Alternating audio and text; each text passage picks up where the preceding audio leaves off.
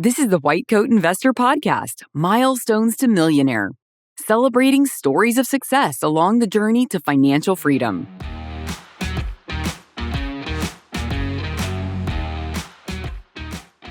This is Milestones to Millionaire podcast number 172. Family Doc gets $500,000 into retirement.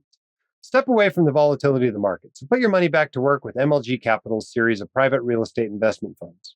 With over 35 years in the real estate industry, MLG Capital has the experience to provide investors with substantial returns and the track record to back it up, more than doubling every dollar invested through multiple investment cycles.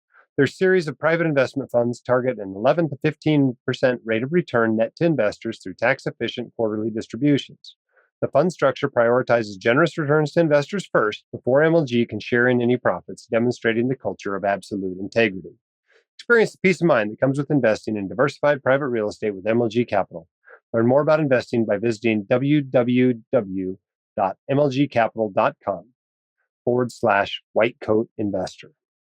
All right. Welcome back to the Milestones to Millionaire podcast. This is where we highlight your accomplishments and use them to inspire others to do the same. We have a new course out here at the White Coat Investor. We actually have two new courses. They are the student and the resident courses. Okay? They are basically intro courses to the Fire Your Financial Advisor course. And in fact, if you buy the student course, you get that price amount that you paid for it off the resident course when you upgrade to the resident course. And if you buy the resident course, you get the total amount spent on the student and resident course toward your full Fire Your Financial Advisor, attending level course. This sale goes through June 7th and starts today, obviously. You can get 20% off all of our courses, including these new ones, by using the code LAUNCH20. Also, for you residents out there, we have a resident webinar this week, May 29th at 6 p.m. Mountain. You can sign up for that at whitecoatinvestor.com/resident. This is similar to what we do for students every year, but this is information tailored just to you because I can't come to every residency in the country. But if I could, this is the talk I would give you. Now, Andrew Paulson, our student loan guru, and I are both going to be working together to give this webinar. When we did it for the students this year, we presented for just over an hour. We stayed for almost 2 more hours answering your questions, and we'll stick around and answer as many of your questions as we can this time as well. Please come to the webinar. It's totally free to you, and we'd love to have you there. That's whitecoatinvestor.com/resident. All right. We got a great interview today. This is one of our great docs out there that's building wealth rapidly. Let's get him on the line. But afterwards, stick around. We're going to talk for a few minutes about the times in your financial life when you're more likely to retire and why. Our guest on the Milestones to Millionaire podcast today is Colin. Colin, welcome to the podcast. Thank you. Glad to be here. Tell us what you do for a living and how far you are out of training. So I'm a family medicine doctor. I'm about 8 years out of training at this point. And you recently hit a milestone. Tell us what milestone we're celebrating with you today. So I hit $500,000 in my retirement account, which is pretty exciting for me.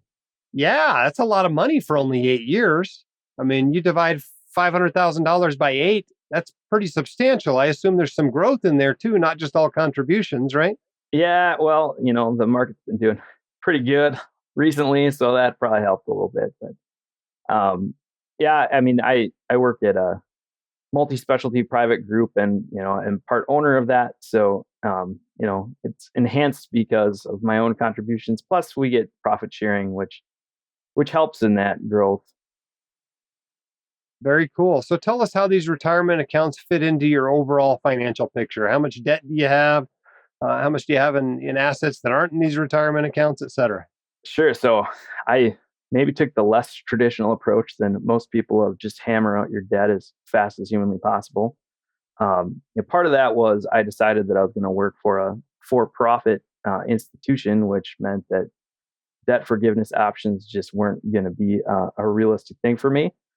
So I kind of went the other route and actually was able to get some family members to pay off my debt for me and pay them instead at a reduced interest rate. So that was pretty helpful. So I've just I have actually been aggressively paying down my student loan debt. Um, I went to osteopathic school, which most people are aware is relatively expensive. So I think I came out at 380,000 is what I hit when I was actually done with training, and I think right now I still owe about 80,000. So almost gone, and about a year and a half left of maybe paying that off, and then we'll be in a lot better position. Yeah. And any other assets besides the retirement account? House Uh, or taxable investing or some sort of other investment?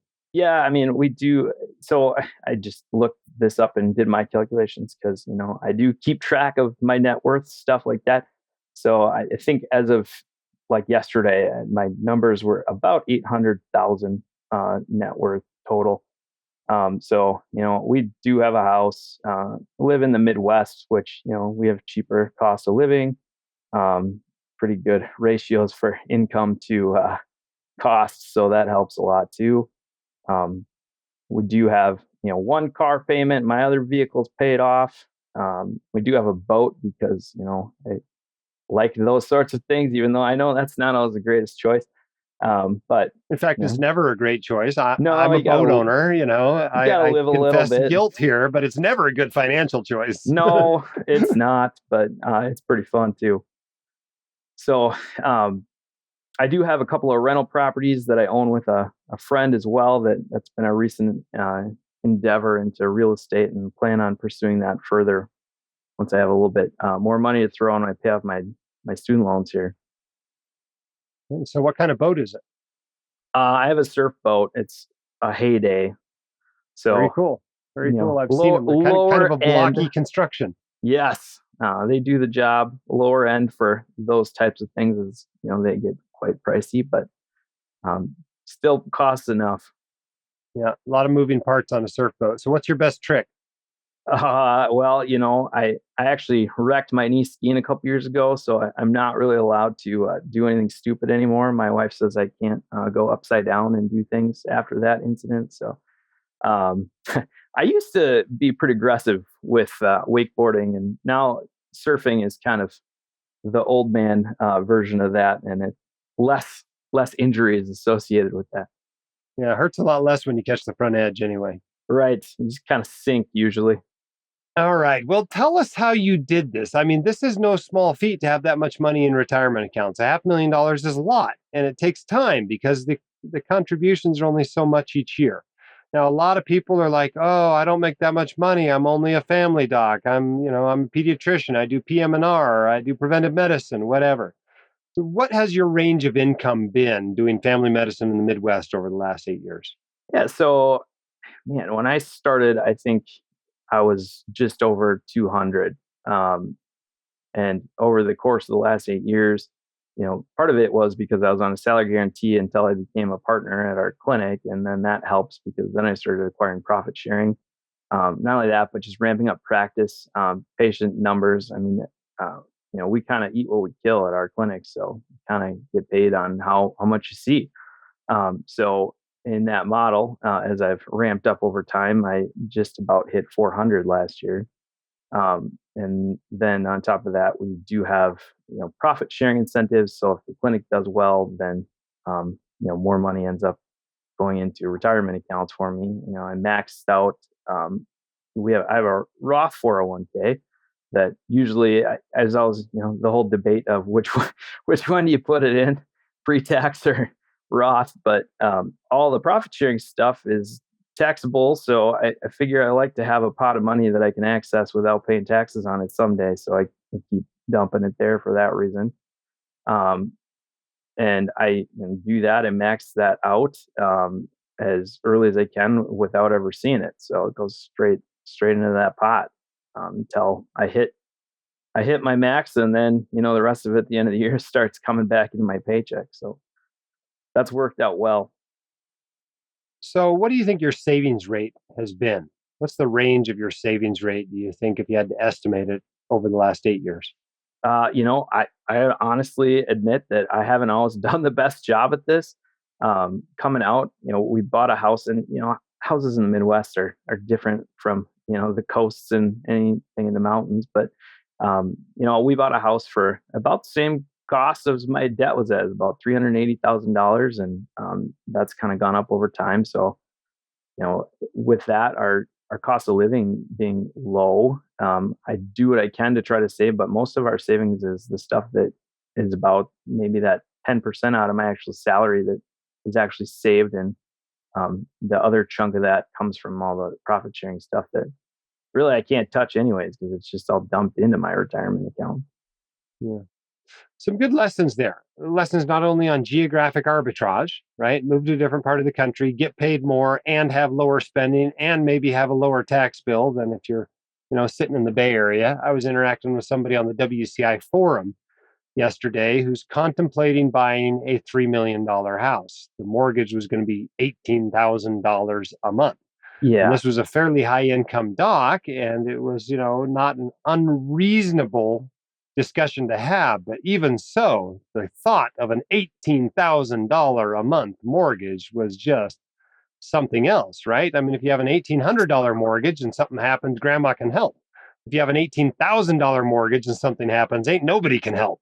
right. Yeah. No, Yeah. so we've been very fortunate in that. I don't feel that we're lacking for anything right now. I mean, that we have, which, I know I grew up in the Midwest, and, some of my friends in med school who are from California and these places, I remember we used to play this game of how much is that house worth? And it's just a different world from where we live. So, I have a 5-bedroom, 4-bathroom house. It's not like a small house, but, my house in California would be in that probably $3 million range probably. But, here I have a mortgage payment with almost no interest rate right now, 2.75 locked in for 30.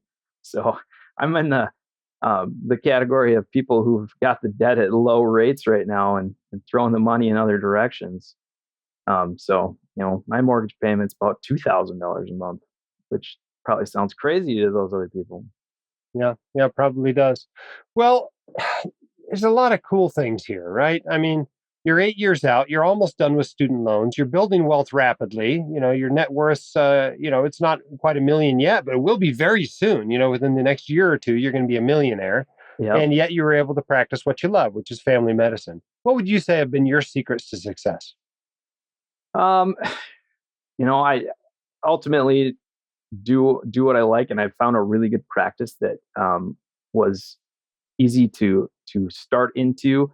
Um, you know, some of those offers early on, I think this is something that is a big takeaway for young people coming out is that, there's some big numbers that were offered, signing bonuses, things like that at different practices that, are the big nonprofit institutions, which is kind of taken over the Midwest. There's just not a lot of people that own their own practices around us. So when you find a group, especially that is kind of privately owned and you can be part of that, it makes a huge difference. And, up front, they're not going to give you the same amount of money, but compared to those people now, I'm making substantially higher income and salary. And I knew that would happen going into this, but,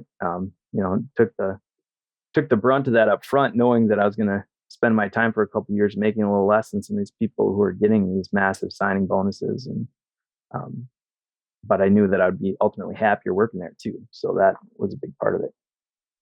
Now you're in a 5-bedroom house. I'm assuming there is a spouse and some kids in this picture, or no? Yeah, I do have a wife and 2 children who are 9 and 11. My wife actually has been a stay-at-home mom since I've started. So we Cool. have no other income in our family. It's just the family doc income. That's it. Yeah, that's it. And it's amazing what you can do on it. It's pretty awesome. All right, there's somebody out there. They're a resident, maybe they're a family medicine resident, and they're sitting on $400,000 in student loans, and they're going to graduate this summer, and they're looking at you going, "Can I ever be there? Can I ever be nearly a millionaire? Can I have $500,000 in my retirement accounts? Am I really ever going to be able to pay off these student loans?" What advice do you have for that person? I think, part of this is it's just learning. I think that was a huge thing. And frankly, I like to thank you because your book kind of set me down the path of reading a million other books about personal finance and investing and real estate, and that it's setting those goals and figuring out what you need to do in your life to set aside that money and figure out that you just can't buy that car maybe you always want, and think when you hit those attending salaries. And I know the old adage is live like a resident, but that's a trap that's real easy to fall into, is start spending money on boats and things. Yeah, well, very cool. You've been able to accomplish a lot of financial goals and clearly without depriving yourself. I mean, a wake boat is not an insignificant expense. A 5 bedroom home is not an insignificant expense. You're having a great lifestyle and you're still building wealth rapidly. So, congratulations to you and all that you've accomplished. Yeah, thank you. We appreciate you coming on the podcast and sharing it with others. Yeah, glad we could do it. All right. I hope you enjoyed that interview as much as I did. It's always good to see a doc building wealth. We hear all these things. You can't do it in family medicine. There's no way I can get paid more than the average for my specialty. I can't build wealth. And you know what? He's shown that not only can you have some luxuries along the way. I mean, those of you who've shopped for wake boats know what I'm talking about when we're talking about how much they cost. But you can, also be taking care of your finances and keep your financial ducks in a row. So you can find that balance. And I love that he demonstrated that for us. Now, I told you at the top of the podcast, we're going to talk about something special today. We're going to talk about 4 times in your financial life when retirement might be a little bit easier. Okay? And the reason why isn't necessarily because you're making more or you have more income or anything like that. It is that your expenses go down at these 4 periods of time in life. And the first one, hopefully the first one, although it could be the last one because there's no real age on this one, is paying off your mortgage. And just getting rid of this big rock in your budget can reduce your expenses so much that all of a sudden retirement becomes possible on whatever you have as a nest egg to that point. Whether you pay off your mortgage at 45 or 50 or 55 or whatever, that is a time when people start going, this might actually be possible.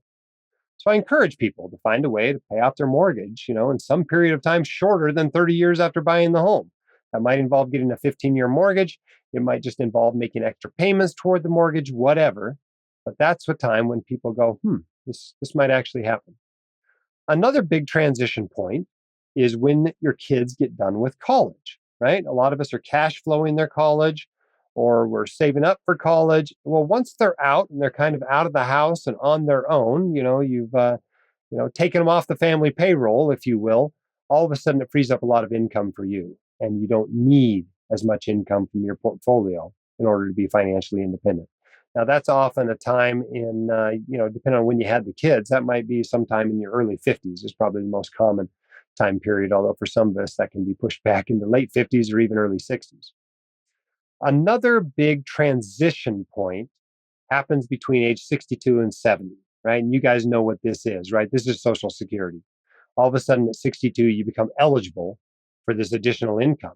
And that additional income may push you into financial independence. Now, the right answer for most people is to delay that until 70. But even so, even if it comes at 70, it's substantially bigger than it would have been at 62. That in a lot of ways can make up for, a smaller nest egg. And all of a sudden now you do have enough that you don't have to work anymore. The other big date is at age 65, right? At age 65, you become eligible for Medicare. Now, Medicare isn't free. You generally have to buy, Medicare B or Medicare D. But compared to what a lot of us have been paying for health insurance or paying via our employers for health insurance, it's usually a pretty substantial discount. And that reduced expenses can often make you financially independent and able to retire.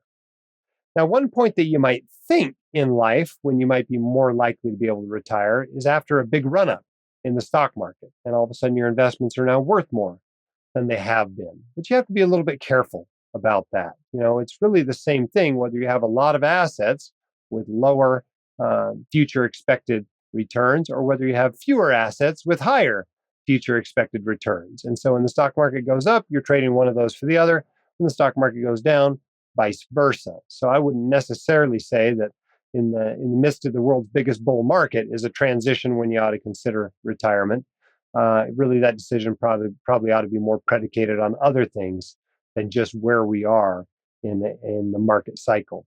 Obviously, if we're in the depths of a nasty bear and you happen to have enough to retire, you're probably going to be just fine. But I think people think about it a whole lot more after a big run up in stocks, and that might be a mistake. All right. I hope you've enjoyed this episode. I hope that additional information was helpful to you. Our sponsor for this episode is MLG Capital. They say step away from the volatility of the markets and put your money back to work with MLG Capital's series of private real estate investment funds. With over 35 years in the real estate industry, MLG Capital has the experience to provide investors with substantial returns and the track record to back it up, more than doubling every dollar invested through multiple investment cycles. Their series of private investment funds target an 11 to 15% rate of return net to investors through tax-efficient quarterly distributions. The fund structure prioritizes generous returns to investors first before MLG can share in any profits, demonstrating their culture of absolute integrity. Experience the peace of mind that comes with investing in diversified private real estate with MLG Capital. Learn more about investing by visiting www.mlgcapital.com/whitecodeinvestor. All right. This has been the Milestones Podcast. You can apply to be a guest on it, whitecodeinvestor.com/milestones. We'd love to have you. It's actually kind of becoming a competitive process these days to get on this podcast.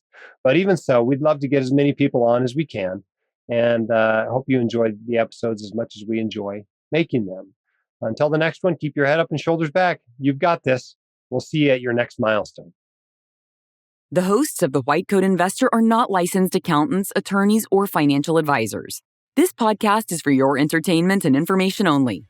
It should not be considered professional or personalized financial advice.